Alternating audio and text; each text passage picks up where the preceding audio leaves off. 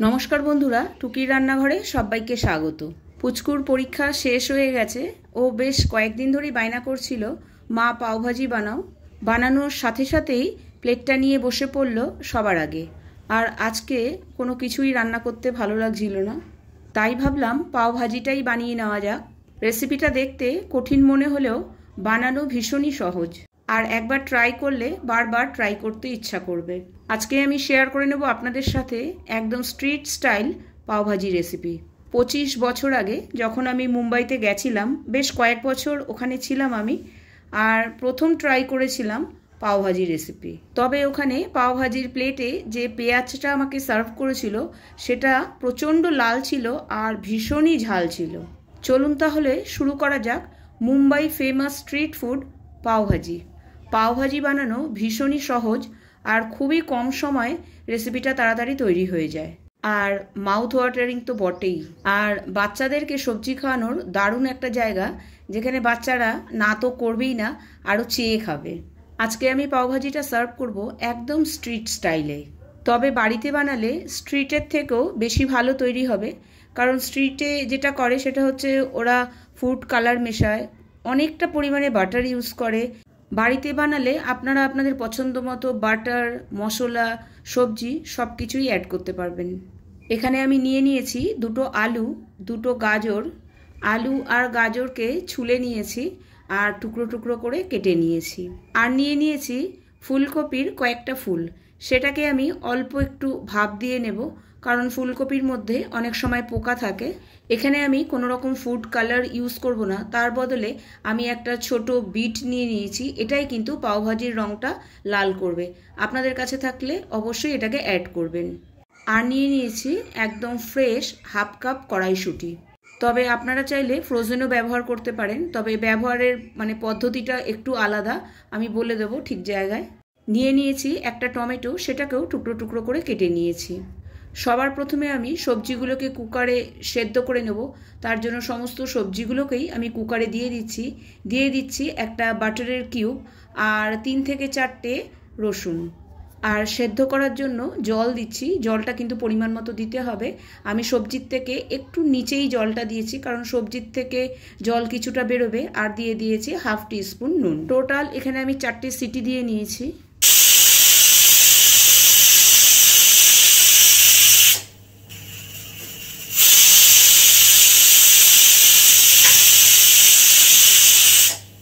আরেকদিকে আমি নিয়ে নিয়েছি দুটো মিডিয়াম সাইজের পেঁয়াজ, সেটাকে একদম কুচি করে কেটে নিচ্ছি।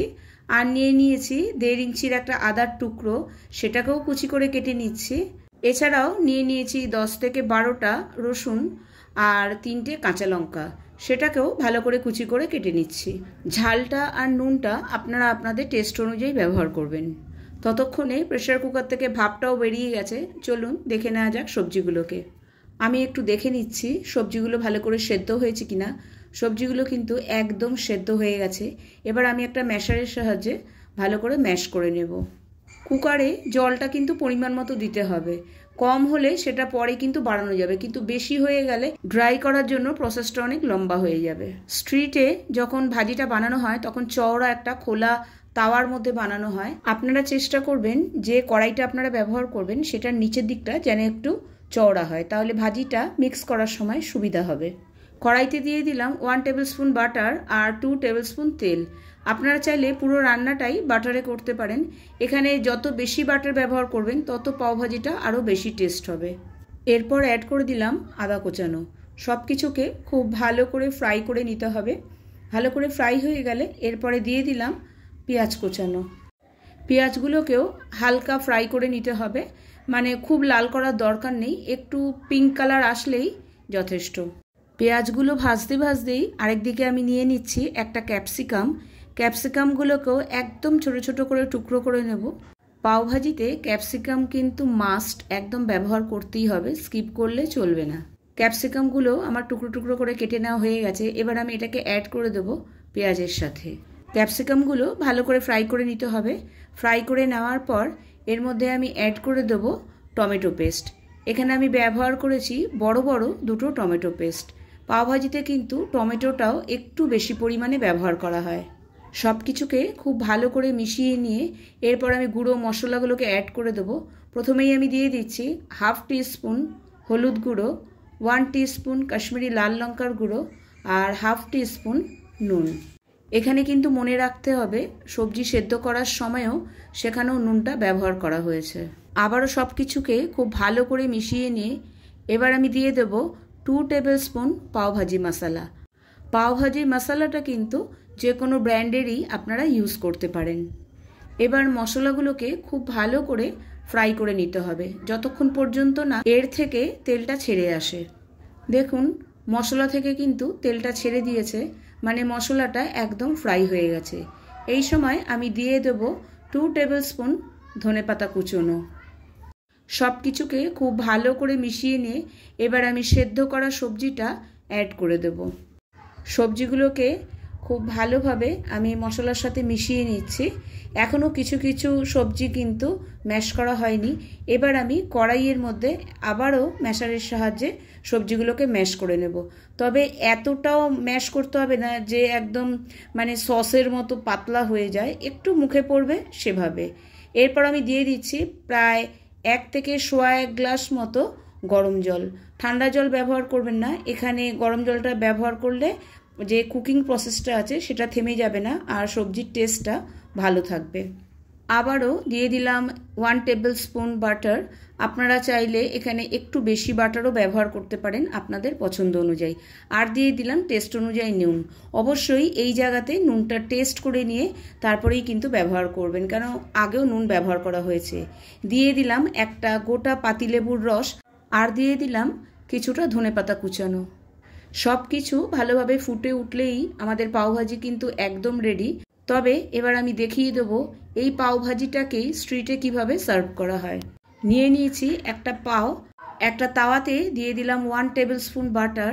বাটারটা খুব ভালো করে মেল্ট হয়ে গেলে তার মধ্যে দিয়ে দিলাম অল্প পরিমাণে কাসৌরি মেথি, কাশ্মীরি লাল লঙ্কার গুঁড়ো, পাওভাজি মশলা আর কিছুটা কুচনো ধনেপাতা। সব কিছুকে 5 থেকে 10 সেকেন্ড মতো একটু ফ্রাই করে নিয়ে এর মধ্যে দিয়ে দিলাম ভাজি। ভাজিটাকে এখানে খুব ভালো করে এবার ফ্রাই করে নিতে হবে লো ফ্লেমে। যদিও স্ট্রিটে এটা লো ফ্লেমে করা হয় না, ওদের কাছে মোটা তাওয়া থাকে। আমরা যেহেতু ঘরে করছি আমাদেরকে এইভাবেই কাজটা করে নিতে হবে। ভাজিটা ফ্রাই করা হয়ে গেলে একটা প্লেটে আমি সেটাকে সরিয়ে রাখলাম আর ওই সেম তাওয়াতেই দিয়ে দিলাম 1 টেবিল স্পুন বাটার, অল্প পরিমাণে পাওভাজি মশলা, কাশ্মীরি লাল লঙ্কার গুঁড়ো আর দিয়ে দিলাম কিছুটা কুচনো ধনেপাতা। আবারও খুব ভালো করে ফ্রাই করে নিয়ে তাওয়ার চারিদিকে লাগিয়ে দিয়ে ওর মধ্যে দিয়ে দিলাম আগে থেকে কেটে রাখা ব্রেডগুলোকে এবার খুব ভালো করে উল্টে পাল্টে সেঁকে নিতে হবে। চলুন এবার সার্ভ করা যাক। আজকের প্লেটটা আমি সাজিয়ে নেব পুচকুর জন্য। ভাজির ওপরে দিয়ে দিলাম আবারও কিছুটা ধনেপাতা আর একটা পাতিলেবুর রস আর দিয়ে দিলাম একটা বাটারের কিউব। আপনারা চাইলে টকটাও আপনারা আপনাদের পছন্দ অনুযায়ী ব্যবহার করতে পারেন। রেসিপিটা কিন্তু দুর্দান্ত হয়েছে, আপনারা অবশ্যই বাড়িতে একদিন ট্রাই করবেন। ভিডিওটা যদি ভালো লেগে থাকে অবশ্যই একটা কমেন্ট বক্সে কমেন্ট করে জানাবেন। আর আমার চ্যানেলের পুরনো বন্ধুদের জানাই অসংখ্য ধন্যবাদ। নতুন বন্ধু হয়ে থাকলে চ্যানেলটিকে সাবস্ক্রাইব করে আমার পাশে থাকার অনুরোধ রইল। নিচে দেওয়া বেল আইকনটি অবশ্যই প্রেস করে দেবেন, তাহলে আমি যখনই নতুন কোনো ভিডিও আপলোড করব তখনই সবার আগে পৌঁছে যাবে আপনার কাছে। আজকে তবে এই পর্যন্তই। ভালো থাকবেন, সুস্থ থাকবেন, টাটা।